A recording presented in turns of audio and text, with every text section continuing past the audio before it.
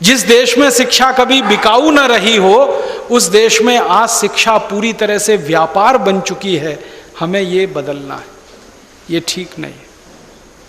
ज्ञानी व्यक्ति गरीबों के घर में भी पैदा हो सकते हैं, जरूरी नहीं है कि अमीरों के ही घर में है, तो वो वंचित रह जाएं सिर्फ इसलिए कि उनके पास पैसे नहीं है। हिंदुस्तान में हर ऐसे व्यक्ति के पास, जिसके पास पैसे नहीं, उसके भी बच्चे को इंजीनियर, डॉक्टर, चार्टर्ड अकाउंटेंट बनने का उतना ही अधिकार है जितना किसी करोड़पति के बच्चे को। हम ऐसी शिक्षा चाहते हैं इस देश में। आप बोलेंगे आएगी कहाँ से? बहुत आसान है, हिंदुस्तान के बजट को उल्टा कर दो, आ जाएगी। अभी जो नेताओं पे खर्चे हो रहे हैं ना, ये खर्चे नेताओं के घटा के शिक्षा पे करने लगो, व्यवस्था हो जाएगी। राष्ट्रपति का 1 साल का खर्चा 27 करोड़ का है, एक दिन का 7.5 लाख रुपए का है। क्यों होना चाहिए इतना खर्चा राष्ट्रपति पे? प्रधानमंत्री का खर्चा 1 साल का 25 करोड़ का है, उप प्रधानमंत्री का अगर पोस्ट हो जाए तो 22 करोड़ का है, सारे मंत्रियों का 850 करोड़ का है, मुख्यमंत्री और राज्यपालों का मिला दिया जाए तो 77,000 करोड़ का है, और सारे के सारे कर्मचारियों का और पब्लिक सेक्टर और सबका इकट्ठा जोड़ दिया जाए तो 3.25 लाख करोड़ का है।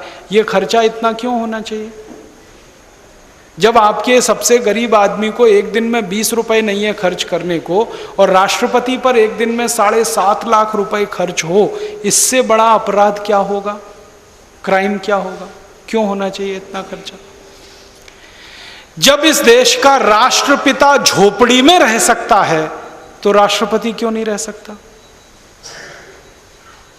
इस देश के लोगों की उंगली पकड़कर आजादी दिलाने वाला महात्मा गांधी, मोहनदास करमचंद गांधी अगर झोपड़ी में रहकर आजादी दिला देता है, तो आजादी के बाद के नेता झोपड़ियों में क्यों नहीं रह सकते? क्यों इतना खर्चा होना चाहिए उनके ऊपर? और हमारा ये कहना है कि हमारे बच्चे अगर म्युनिसिपैलिटी के स्कूलों में पढ़ सकते हैं तो नेताओं के बच्चे क्यों नहीं पढ़ने चाहिए म्युनिसिपैलिटी के स्कूलों में? उनके बच्चे अमेरिका और यूरोप में क्यों जाने चाहिए? हमारा इलाज अगर सरकारी अस्पतालों में होता है तो मंत्रियों का इलाज क्यों नहीं होना चाहिए सरकारी अस्पतालों में? वो क्यों एम्स में भर्ती होते हैं? उनके कोई विशेष अधिकार हैं इसलिए ना, हम तो विशेष अधिकार खत्म करना चाहते हैं। आप दुनिया के तमाम देशों में जाओ, फ्रांस में जाओ, जर्मनी में जाओ, डेनमार्क में, स्वीडन में, कहीं भी चले जाओ, शाम को 5 बजे के बाद उस देश के राष्ट्रपति आपको सब्जी खरीदते हुए, अपना थैला लटकाते हुए दुकानों में दिखाई दे जाएंगे, राष्ट्रपति और प्रधानमंत्री। भारत में क्यों नहीं हो सकता? साधारण आदमी की तरह जिंदगी क्यों नहीं बिता सकते? उनको जेड सिक्योरिटी क्यों चाहिए? वो कहते हैं जी इनको मरने का डर है, तो मरने का डर है तो राजनीति में क्यों आए? घर में बैठो।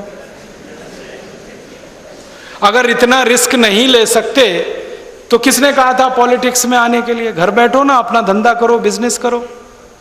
हमारे यहां तो जिन लोगों को मरने का डर नहीं था वही लोग राजनीति में आए थे। भगत सिंह, ऊधम सिंह, चंद्रशेखर, जिनको मरने का ही डर नहीं था, जवान जिंदगी को दांव पे लगा देने का डर नहीं था, वही पॉलिटिक्स में आए थे। तो आजादी के बाद मरने का डर क्या है? सिक्योरिटी पर इतना खर्चा क्यों? और मेरा एक ही कहना है कि अगर इन नेताओं ने किसी का कुछ बिगाड़ा नहीं तो इनको चिंता क्या मरने की? कोई मारेगा क्यों? और अगर इन्होंने बिगाड़ा ही बिगाड़ा है तो इनको क्यों नहीं मार देना चाहिए? क्यों जिंदा रखना?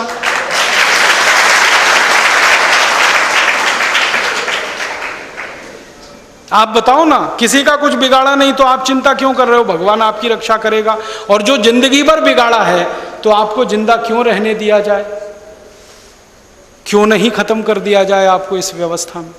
तो ये फालतू के खर्चे जो नेताओं पर हो रहे हैं, यही खर्चे को खत्म करके हम शिक्षा में खर्चा करने लगे तो हर गरीब आदमी का बच्चा बिना एक पैसा दिए पढ़ाई कर सकता है, engineer, doctor, chartered accountant, manager, IAS, IPS बन सकता है। थोड़ा सा चेंज करना है सिस्टम। हमारा मानना है कि सारे सांसद, सारे विधायक वैसे ही साधारण तरीके से रहें जैसे इस देश का आम आदमी रहता है, क्योंकि वो उसके प्रतिनिधि हैं। वो करोड़पतियों के प्रतिनिधि नहीं है, वो आम आदमी के प्रतिनिधि है। गरीब आदमी के प्रतिनिधि। तो हम ये परिवर्तन चाहते हैं और हमारे ये सारे के सारे उद्देश्य एक ही बात को कहते हैं कि हम व्यवस्था में परिवर्तन चाहते हैं, सत्ता में नहीं। सत्ता में कांग्रेस रहे या बीजेपी, हमको कोई फर्क नहीं पड़ता। हम चाहते हैं ये सिस्टम बदलना चाहिए।